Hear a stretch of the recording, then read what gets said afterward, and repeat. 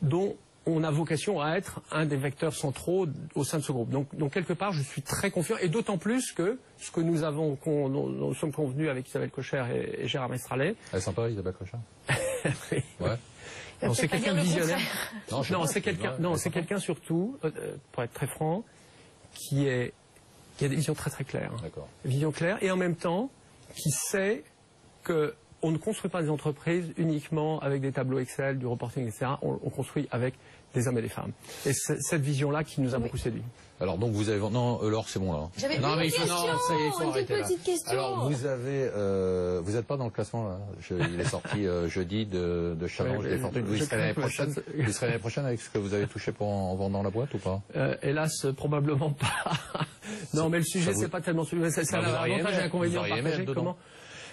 Honnêtement, c'est pas le sujet. Non, je crois que ce qui me motive, ce qui motive les équipes chez Solaire Direct, c'est effectivement la création de valeur, mais une création de valeur, là encore, diffuse et partagée. Cette idée que je trouve un peu à la fois fascinante et un peu mal placée de concentration, de dire que une personne ou quelques personnes peuvent concentrer, ça fascine, hein, ouais. Des richesses fondamentales. Notre histoire, je ne vais pas le mettre sur un plan trop idéaliste, mais notre histoire, c'est véritablement une histoire de richesse partagée. Et ce qu'on a fait d'ailleurs avec les salariés de Solaire Direct, qui sont tous actionnaires de la société. Donc c'est vraiment une histoire de partage, même si on n'est pas non plus un homme et une voix et avec une...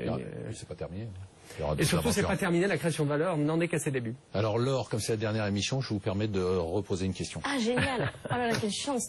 Vous avez oublié, non, ce que vous vouliez poser? D'accord. Comment vous gérez ces changements de stratégie? Parce que vous dites, on va faire une introduction en bourse, puis finalement, ça marche pas, on va refaire une introduction en bourse, finalement, vous vendez à Engie. Comment vous le gérez? Presque à titre personnel, est-ce que vous dites finalement j'ai une trajectoire, il faut que ça marche et donc peu importe la stratégie, ou ça fait quand même des mouvements internes chez vous assez forts?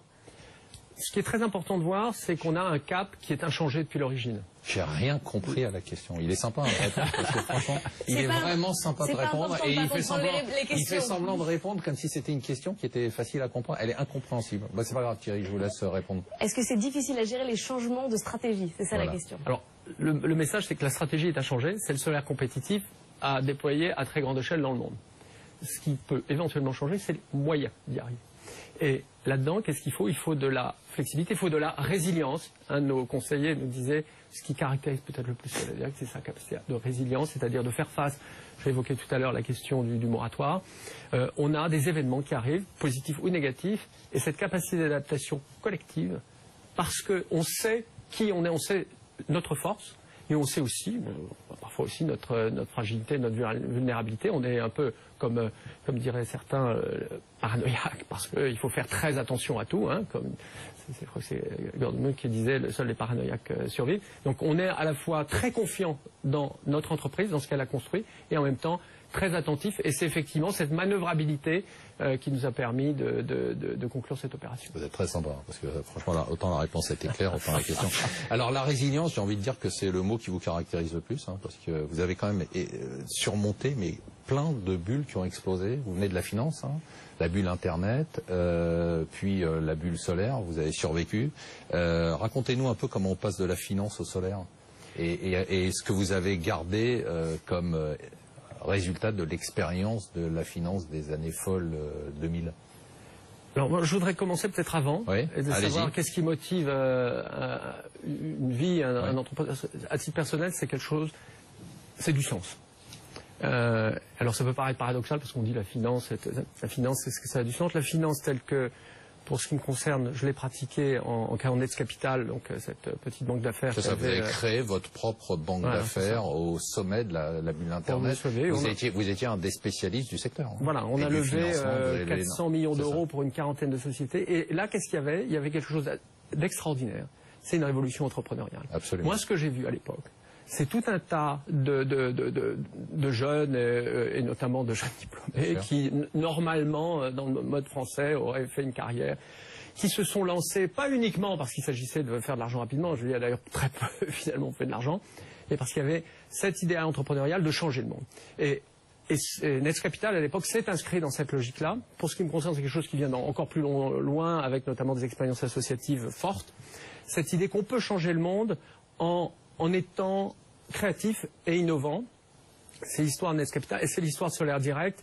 Donc pour vous, c'est ça le lien un peu. Ouais.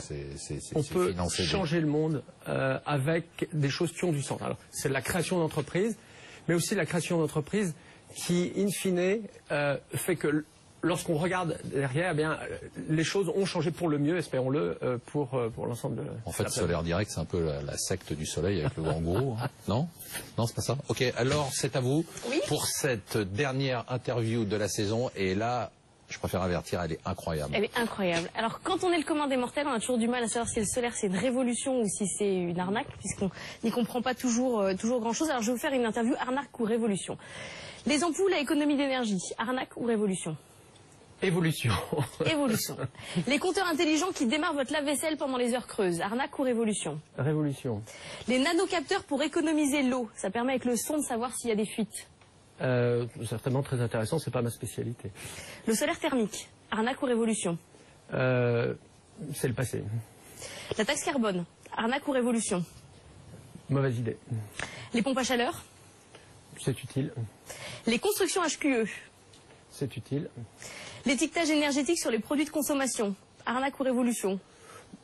Là encore, je crois que c'est ni l'un ni l'autre. Je dirais que c'est des choses, c'est utile. Ça contribue à une évolution, mais c'est pas une révolution. Les satellites pour chauffer la Terre? C'est sympathique mais absurde. Et les gaz de schiste, arnaque ou révolution? Le gaz de schiste, à titre personnel, je pense que c'est une source d'énergie très importante, notamment dans certains pays. Pour ce qui nous concerne, bon, on est plutôt, on n'est ni pour ni contre d'ailleurs. À titre personnel, je pense que de toute façon, c'est quelque chose qui a vocation à être une transition vers quelque chose d'autre. Et quelque chose d'autre, c'est tout particulièrement le solaire. Bravo Laure. Merci Marc. Franchement, c'était incroyable. Ah bah c'était incroyable. Hein. Thierry Lepère, j'ai une dernière question aux entrepreneurs qui nous regardent et qui nous écoutent. Si vous aviez un conseil à donner. C'est dur, hein. Comptez sur vous. Non, je vais le dire avec beaucoup de gravité. On est dans un environnement dans notre pays qui est difficile. Et comptez sur vous, c'est-à-dire pas sur vous seul, sur vous en équipe. Moi, si j'ai un message principal à tous les entrepreneurs, et moi, là où je dirais, qu'est-ce qui fait qu'aujourd'hui Solaire Direct est devenu ce qu'on est, c'est qu'on est cette équipe extraordinaire, non pas simplement de 7 personnes, mais de 150 personnes, qui a su effectivement vivre et créer quelque chose dont on est extrêmement fier, et en même temps faire face à l'adversité qui, dans le contexte de notre pays, est malheureusement pour les entrepreneurs fréquente. Le next move pour vous, finance, solaire, maintenant vous restez dans le solaire ou vous allez devenir business angel? Non, c'est le début. Non, c'est le début du solaire. Vous n'allez pas investir dans des jeunes pousses ou des... Non? Pas pour l'instant. Aujourd'hui, le projet industriel qui me mobilise à 100%, à 150%, c'est Solaire Direct. Bon, vous savez qu'ici, la tradition, c'est de m'apporter un petit cadeau. À moi seul et pas à Laure. Qu'est-ce que vous m'avez apporté? Alors, je vous ai apporté... Je crois que c'est juste là, à mon avis. C'est juste là, pardon. Je vous ai apporté le petit livre orange. Ah, vous pouvez en donner à celui-là. Alors, je vais vous le donner aussi. Voilà. Alors, il y a je le montre. Donc, c'est le petit livre orange. C'est l'équivalent. J'ai dit que vous étiez patron de ça, que c'est l'équivalent du livre rouge, quoi.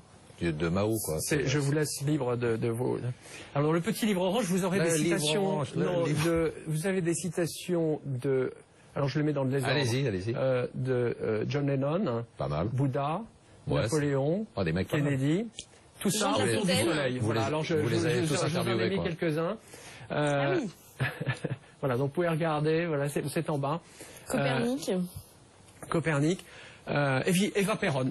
Voilà, donc on est assez éclectique dans nos sources et ils ont tous dit des choses tout à fait intéressantes sur le soleil, à défaut de dire des choses sur le solaire.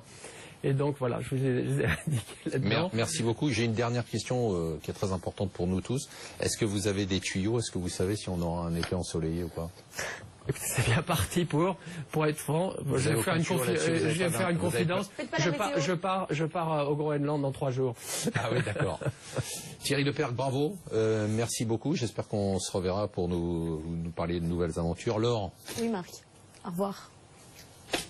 J'ai envie de pleurer. Je sais. Mais il faut pas, on se reverra, ou pas. Mais... Merci pour tout et merci pour la qualité de vos interventions pendant cette saison. Et nous, on se retrouve dans quelques secondes pour parler d'un thème fascinant, les Français et l'argent. Tous les week-end sur BFM Business Télévision, Alain Ducardonnet et ses invités décryptent les nouveautés en matière de santé. Recherche, diagnostic, traitement.